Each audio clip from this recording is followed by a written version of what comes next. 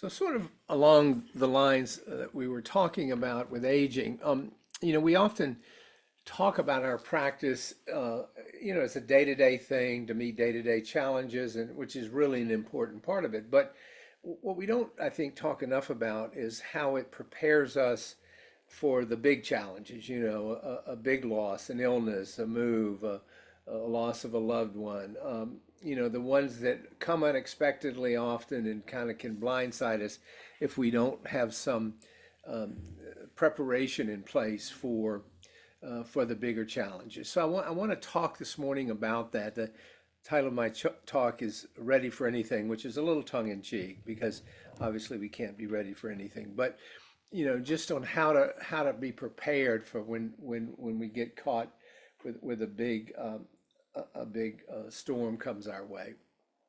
And we live in a world marked by our lives are marked by constant change and uncertainty. So this idea of being ready really takes on importance. And from a Buddhist perspective, readiness is not a matter of stockpiling resources or building a shelter, in our backyard, or preparing for every contingency in an external sense. Rather, it's about cultivating an internal state of equanimity and mindfulness and resilience so that we're ready internally. We can never be completely ready externally, but we can certainly have practices in place internally which prepare us. And by doing that, it really helps us meet these bigger challenges with grace and wisdom, and not be completely knocked off our feet. As you know, we always talk about uh, impermanence of all things, the importance of present moment awareness, um, cultivation of compassion, insight, non-attachment. All of those things, all of these aspects of our practice really form the foundation for this readiness that I want to talk about this morning, which are in place or there in some form to help us navigate the unexpected ebbs and flows of existence with greater clarity and with greater ease. It doesn't mean they won't shake us to our foundation, but I think less so than it were we completely unprepared. And I think too many folks aren't prepared. I used to see that all the time in my practice. They'd get hit with something unexpected and it would completely knock them over. And central to this whole understanding from our perspective is, of course, the concept of impermanence. The Buddha taught that all phenomena, whether they pertain to external circumstances or our internal thoughts and feelings, are in a state of constant flux.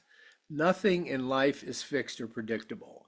Yes, we can predict, we think we can predict what we're going to have for breakfast, but the refrigerator breaks down and the eggs spoil or whatever. I mean, stuff happens. So this idea of readiness begins with accepting the fundamental truth of impermanence, because, as you know, resistance to impermanence in whatever form it takes only leads to suffering. As we cling to the illusion of stability, as we cling to the illusion of control, as we cling to the illusion of predictability. And instead, what the Buddha asked us to do was to embrace change with an open heart, with an open mind, with an expectation for the only thing normal in this world is change itself. We recognize and we accept that it is an inherent aspect of existence. And by doing that, we free ourselves from some of the anxiety of trying to predict or control the future. You think about how much time we put into doing that. And by accepting impermanence, really at a gut level, we can respond to life's uncertainties with greater flexibility and greater resilience.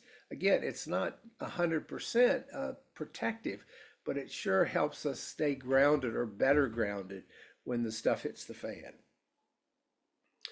Another aspect, as you know, is mindfulness, which is a vital tool for preparedness. To be truly ready for the unexpected, we have to cultivate the ability to remain fully present in the moment, not get caught up in the distractions, not get caught up in the judgments, not get caught up in the what ifs, but to observe our thoughts, observe our emotions and experiences without getting all entangled in them, including all the second arrow stuff that we talk about.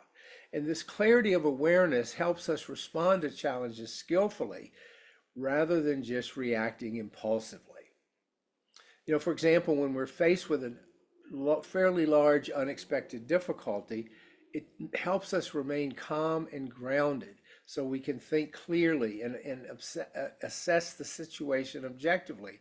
When we're in full-blown fight or flight, we get tunnel vision. We're not doing our best problem solving. We're responding from survival mode to the immediacy of the situation, and we don't always do our best if we can't pause and step back and be more skillful and discerning in our response. In other words, instead of being overwhelmed by fear, overwhelmed by anger, we draw upon our inner resources, the roots of our practice, to act more wisely. And in this way, we can better face the unpredictability of life with a steadiness, with a kind of spaciousness. And another aspect of this, so we've got impermanence, we've got mindfulness, and then we've got non-attachment. And in our teachings, attachment to people, possessions, or outcomes is a primary source of suffering. When we cling to specific expectations or desires, we set ourselves up for disappointment when the reality doesn't align with our wishes, when the reality doesn't align with our preferences. We see this all the time. And remembering here that non-attachment doesn't mean indifference, it doesn't mean apathy. That's not what we're talking about. It means seeking a state of balance from which freedom ensues. When we can engage the world without being prisoner to our cravings, to our aversions, and being whipped around by our cravings and aversions, to be ready for things, we learn to let go of rigid attachments, and we embrace the unfolding of life with an openness and acceptance. This does not mean that we don't care about our goals or our relationships. Of course we do, and we make skillful choices. But we also understand that stuff happens unexpectedly. Stuff comes into our lives when we're not expecting it, not looking for it. So we approach everything with a spirit of non-clinging, with a spirit of generosity. When we are free from attachment, we are more capable of adapting to the uncertainty and to the changes that come our way without being thrown off course, without being blindsided.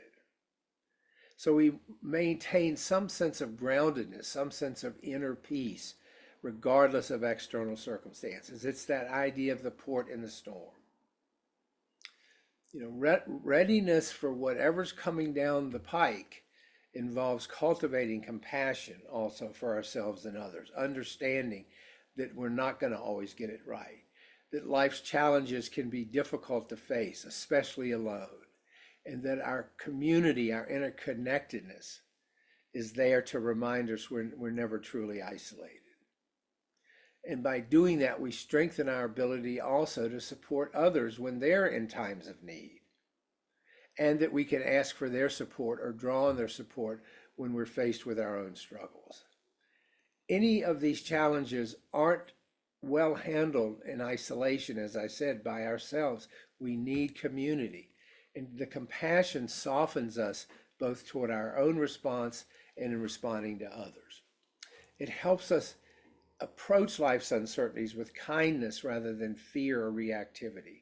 So instead of viewing these challenges as threats or punishments or, response to our sinfulness or whatever, we see them as opportunities to implement the practice, to grow in patience, to grow in wisdom, to grow in understanding, which allows us to face even the most difficult situations with greater courage and grace than if we didn't have the practice. Knowing that we're part of this larger web of existence, that everyone sooner or later is going to get clobbered with unexpected and unwelcomed stuff. And this wisdom that we talk about of accepting this is not an intellectual understanding. It's a deep understanding at our core of the nature of reality. This is reality. We don't have to like it, but we have to accept it. We have to seek to accept it. because that's the way it is. That's the way the cookie crumbles. And we know this because it's grounded in our direct experience. When we look clearly, when we look with wide open eyes, we see it. We recognize the impermanence. We recognize the interdependence. We recognize that this is true with all phenomena. And so we see beyond the surface of things. We see more deeply into the nature of reality. You remember the Buddha offered the middle way, and we're going to talk about that again in a few weeks, which is the guidance that he provided on how to balance our efforts to be prepared skillfully with wisdom without falling into the extremes of being over-prepared, or on the other hand, under-prepared by just ignoring it, putting on blinders, and neglecting to see reality. We live with intentionality, but we also live with awareness, eyes wide open, not grasping for control or passively resigning ourselves to fate, like, why bother? It doesn't make any difference. I'm the victim of the universe, whatever. By walking the middle way, we navigate life's uncertainties with balance and harmony. This is equanimity. This is resilience. So from a Buddhist perspective, being ready for anything is less about external preparation, as I said, and more about cultivating that inner state of readiness. We're always seeing things clearly, so nothing is going to blindside us.